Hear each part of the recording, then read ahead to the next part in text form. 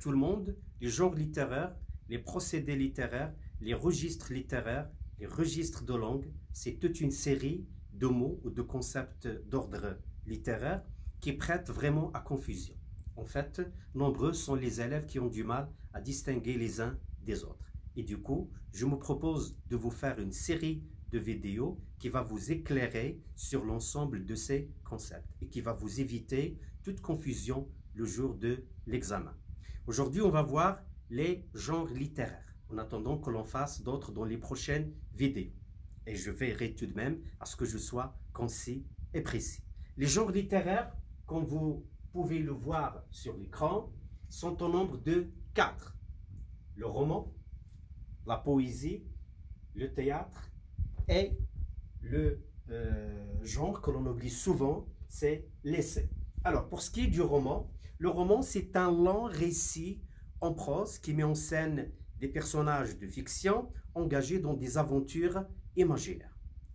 Il est le plus populaire, le plus répandu, et il est si vaste qu'il se subdivise en d'innombrables sous-genres, à savoir le roman réaliste, le roman autobiographique, le roman à thèse, le roman policier et d'autres, bien sûr.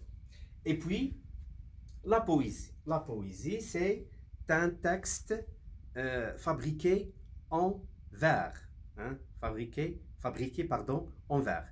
Il en existe plusieurs genres, à savoir la poésie élégiaque, la poésie lyrique, la poésie engagée, la poésie épique et d'autres aussi. Et puis on en vient au théâtre. Une pièce de théâtre est souvent destinée à être jouée. Et le théâtre ne se présente pas de la même manière que les autres genres.